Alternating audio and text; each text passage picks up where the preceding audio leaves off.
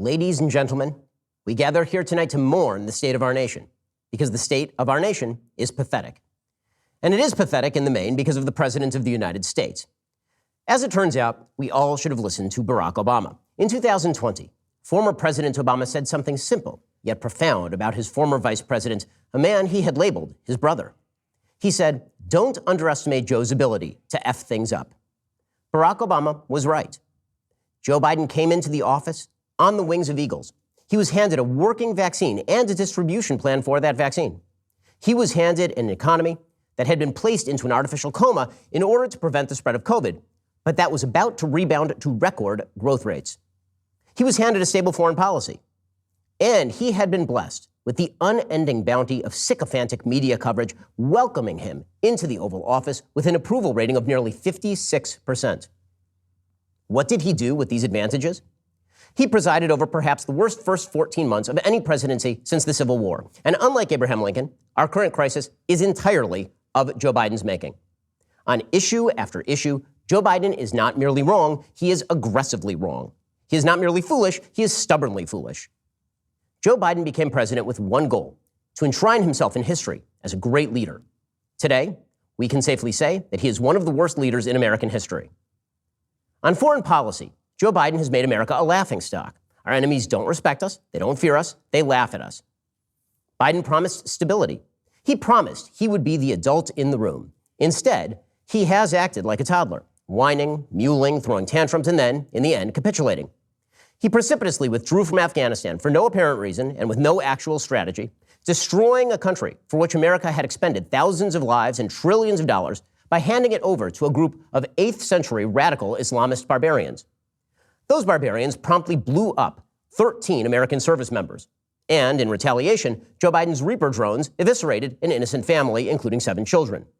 Now, millions will starve, thousands will be sold into sex slavery, and terror groups will reconstitute on the very soil from which the attacks of September 11th were launched.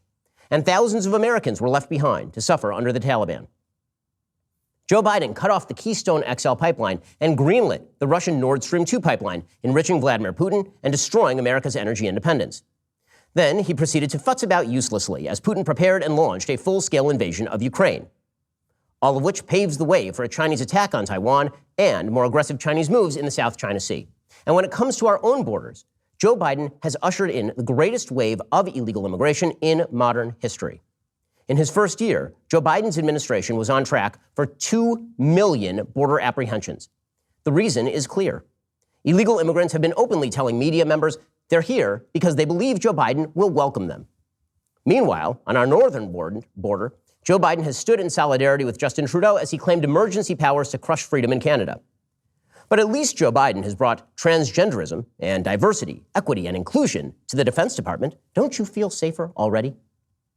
On the economy, Joe Biden has somehow turned a historic recovery into a chaotic nightmare. For 4 decades, inflation had not been a persistent problem in American life. Today, inflation rates are running at a 4-decade high, thanks to his socialistic spending plans and ridiculous regulations. Wage gains have been erased. Gas prices are emptying wallets, and the hundreds of thousands of small businesses that went dark thanks to Democratic-induced lockdown policies will never come back, erasing the life savings, dreams, and jobs of millions of Americans. We face future stagnation thanks to our unsustainable $30 trillion national debt. Joe Biden blames supply chain problems, of course, but at least Joe Biden's transportation secretary, Pete Buttigieg, has been on the case. I mean, when he's not taking 2 months off for paternity leave, well, nobody in the media seems to care. On crime, Joe Biden has consistently sided against police and with those who would make their job harder. He has unleashed his Department of Justice on police departments all over the country.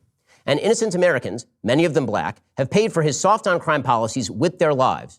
12 major cities have recorded the highest number of homicides ever in the United States. But at least his vice president did help bail Black Lives Matter rioters out of prison. And then there's our society. Joe Biden has made nearly every aspect of our society worse. Joe Biden promised America unity when he entered office. Instead, he labeled his fellow Americans enemies. He encouraged businesses to bar the unvaccinated, even those with natural immunity, from public spaces. Then he sought to have them fired from their jobs en masse in the single largest executive overreach in modern American history. Joe Biden treated political dissenters as scum of the earth. Biden said those who didn't agree with his plans to federalize voting procedures were aligned with Jim Crow and the Confederacy. Biden's Justice Department cracked down on parents after being encouraged to do so by the National School Boards Association, which encouraged the DOJ to treat parents as domestic terrorists for opposing the indoctrination of their children into radical gender and race theory, for simply wanting to determine how their kids were educated. Joe Biden's administration slurred traditionally moral Americans as retrograde bigots for the great sin of believing that men are men and women are women. Joe Biden's White House encouraged social media to shut down critics for misinformation and defined misinformation as anything the White House didn't like. And then he and his lackeys said he was doing this in defense of the science. As it turns out, Joe Biden is not merely a brutal failure of a president. He's an aspiring tyrant held back only by the strength of our constitutional structure. A structure he now wishes to overthrow by trashing the filibuster, issuing unconstitutional executive orders, and at least threatening to pack the Supreme Court. And, of course, Joe Biden is a liar. He doesn't lie as well as he used to. He's no longer capable of speaking smoothly or coherently. But if a man spends a lifetime lying, he's not going to start telling the truth when he enters his 8th decade. Tonight, Joe Biden lied and lied and lied again to you. For example, Joe Biden told you tonight that his plan to fight inflation will lower your costs and lower the deficit. He said he would lower inflation by pouring more cash into the economy, on top of the trillions he has already spent, while we are $30 trillion in debt. That is an insane lie. Build Back Better would, according to the Congressional Budget Office, increase the federal budget deficit by $3 trillion over the next 10 years if all Biden's proposed temporary programs became permanent, which is what he wants.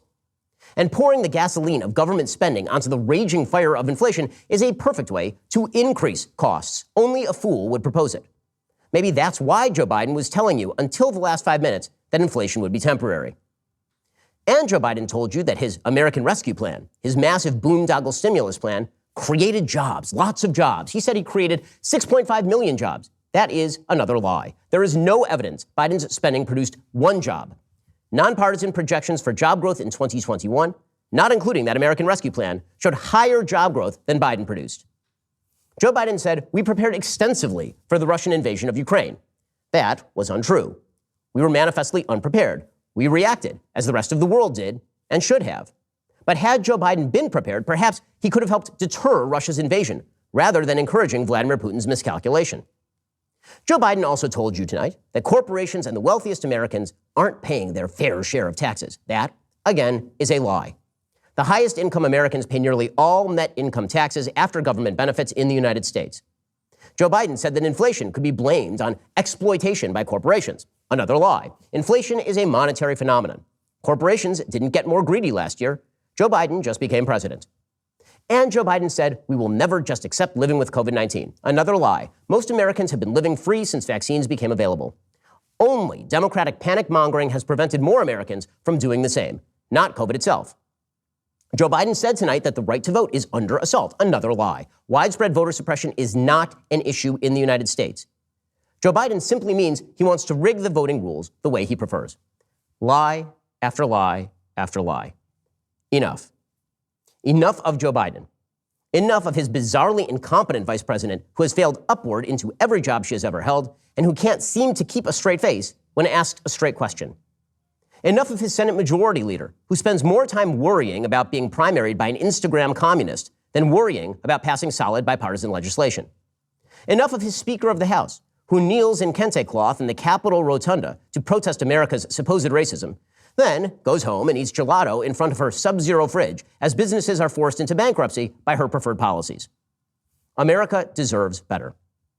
America deserves a president who sides with parents rather than corrupt teachers' unions that shut down schools and mask toddlers and indoctrinate kids into the perverse lies of gender theory and the overt bigotry of critical race theory. America deserves a president who sides with the police, who protect law-abiding citizens, rather than the criminals who target them or the Black Lives Matter radicals who slander America as systemically racist while pocketing tens of millions in cash. America deserves a president who sides with innovators rather than the jealous plutocrats who seek to steal wealth they never created and use it to pay off their friends. America deserves a president who sides with freedom of speech rather than demanding that social media companies crack down on everything he doesn't like. America deserves a president who sides with the blue-collar workers who pay his salary, not the blue check marks on Twitter. America deserves a president who sides with those who take their families to church every Sunday, not those who pledge to blot out our shared Judeo-Christian heritage from public life. America deserves a president who sides with America's allies rather than surrendering to America's enemies. America deserves a president who sides with the Constitution rather than seeking to rewrite it to push forward his bureaucratic tyranny.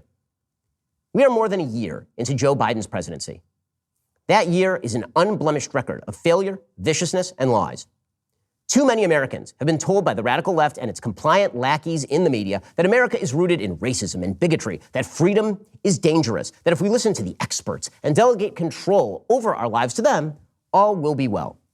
Too many Americans listened, and so we are in the midst of a great American decline. But that decline is reversible. It starts now. Attend your local school board meetings. Demand an end to the radical indoctrination of your children. Join campaigns in your cities and states for candidates who care about your rights. Vote Joe Biden's enablers out of Congress and the Senate in November, and then vote Joe Biden out of office in 2024.